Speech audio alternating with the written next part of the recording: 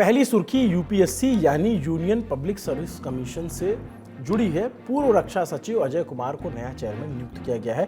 DOPT यानी department of personal and training की ओर से 13 मई को जारी नोटिफिकेशन में इस बात की जानकारी दी गई।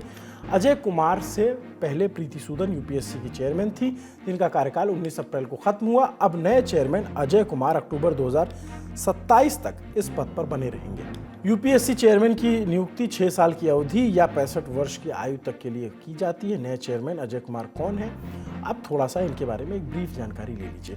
अजय कुमार 1985 बैच के केरल कैडर के आईएएस अधिकारी हैं। 23 अगस्त 2019 से 31 अक्टूबर 2022 तक भारत के रक्षा सचिव पद पर रह चुके हैं। बहुत अहम पद होता है। अपने कार्यकाल के दौरान उन्होंने प्रमुख रक्षा सुधारों में महत्वपूर्ण भूमिका निभाई, जिसमें अग्निवीर भर्ती योजना, चीफ ऑफ डिफेंस स्टाफ यानी सीडीएस की स्थापना और ऑर्डिनेंस फैक्ट्रीज को रीस्ट्रक्चर किया। इलेक्ट्रॉनिक्स और आईटी मंत्रालय में भी अतिरिक्त सचिव के पद पर रहे, जहां उन्होंने आधार, यूपीआई, गवर्नमेंट के ई मार्केट प्लेक्स, जीईएम जिसे कहते हैं, और माई जीओवी जैसी कई प्रमुख परियोजनाओं में उन्होंने योगदान दिया। 2012 में राष्ट्रीय इलेक्ट्रॉनिक्स नीति तैयार करने में भी उन्होंने मदद की थी। राष्ट्रीय सूचना विज्ञान केंद्र के महानिदेशक भी रहे। काफ़ी लंबा करियर रहा, काफ़ी अच्छा करियर रहा। अजय कुमार अपने प्रशासनिक करियर की शुरुआत उन्होंने केरल से की थी। वो पलक्कड़ जिले के कलेक्टर रहे। केरल सरकार के आईटी डिपार्टमेंट के प्रमुख सचिव रहे। रिटायरमेंट के बाद वो कई स्टार्टअप्स में मेंटोर के तौर पे काम कर रहे थे। एमजीएफ कवच के फाउंडर हैं। अजय कुमार ने आईआईटी कानपुर से इलेक्ट्रॉनिक इंजीनियरिंग में बीटेक किया था। इसके बाद अप्लाइड इकोनॉमिक्स में मास्टर्स किया और यूनिवर्सिटी ऑफ मिनेसोटा यूएसए से बिजनेस एडमिनिस्ट्रेशन में पीएचडी की। काफ़ी विद्वान व्यक्ति हैं। भारतीय राष्ट्रीय इंजीनियरिंग एकेडमी के फेलो भी रह चुके हैं। अजय कुमार के साथ अनुराधा प्रसाद को सदस्य नियुक्त किया गया। अनुराधा प्रसाद 1986 बैच की ओडिशा कैडर के आईएएस अधिकारी रही हैं। यूपीएससी का काम आप जानते हैं, सिविल सर्विसेज के जो ऑफिसर हैं उनको नियुक्त करना, उनका चयन करना होता है। आईएएस, आईपीएस, आईएफएस जैसे तमाम अधिकारी जो है इसी बॉडी से चुनकर आते हैं। यही उनका एग्ज़ाम और इंटरव्यू कंडक्ट कराता है। इसमें जो यूपीएससी होता है इसमें चेयरमैन लीड करते हैं, 10 मेंबर होते हैं। फिलहाल 2 पद अभी खाली हैं। अगली सुर्खी की तरफ चलते हैं। जस्टिस भूषण रामकृष्ण गवई ने आज भारत के 52वें चीफ जस्टिस के रूप में शपथ ले ली है।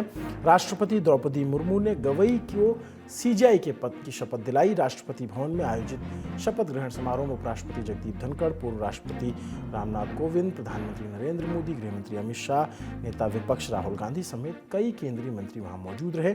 इस दौरान एक तस्वीर आई जिसकी खूब चर्चा हो रही है। बहुत प्यारी तस्वीर है। सीजेआई बीआर गवई ने शपथ लेने के बाद अपनी माँ कमल ताई गवई के पैर छूकर आशीर्वाद दिए। व्यक्ति कितना भी बड़ा हो जाए, कितने भी ऊंचे पोस्ट पर पहुंच जाए, माँ से बड़ा नहीं होता। ये तस्वीर उसकी गवाही देती है। बहुत ही प्यारी तस्वीर है। कल चीफ जस्टिस की माँ कमलमयी गवई ने कहा था उनका बेटा यहाँ अपनी मेहनत और काबिलियत के दम पर पहुंचा है। पूर्व सीजेआई खन्ना के बाद वरिष्ठता की सूची में जस्टिस गवई का नाम था, इसलिए जस्टिस खन्ना ने उनके नाम को आगे बढ़ाया।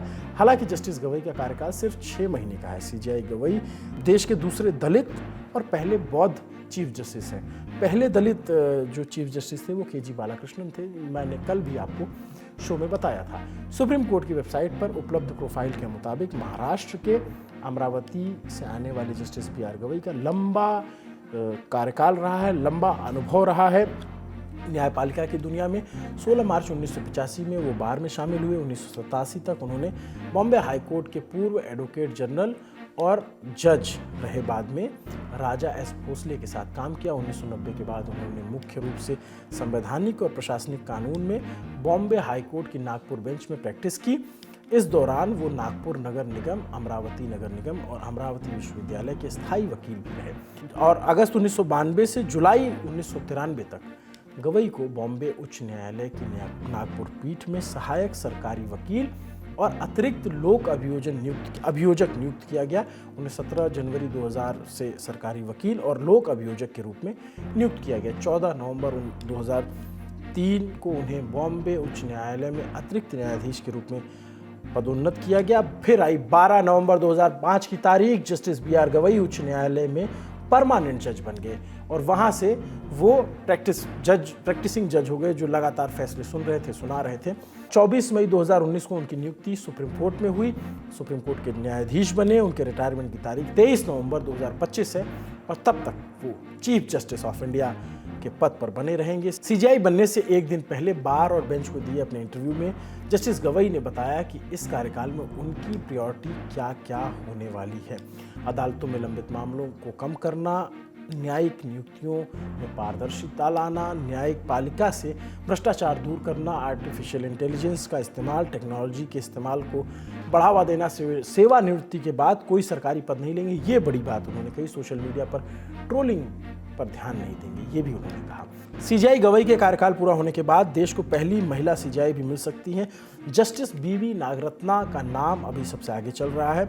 अगर जस्टिस नागरत्ना सीजेआई बनी तो उनका कार्यकाल केवल 36 दिन का रहेगा। तो ये था आज का लल्लन टॉप शो। आपको ये शो कैसा लगा? तमाम जानकारी जो हम लेकर आए, क्योंकि हमारी कोशिश रहती है कि सारी जानकारियां एक साथ एक जगह पर लाकर आपको स्पष्ट रूप से और पुष्ट तौर पर पहुंचाई जाए। हमारी कोशिश कितनी कामयाब रही ज़रूर बताइएगा। नमस्ते, अभिनव पांडे नाम है मेरा। देखते रहिए दी लल्लन टॉप। शुक्रिया। अपना और अपनों का खूब ख्याल रखिएगा।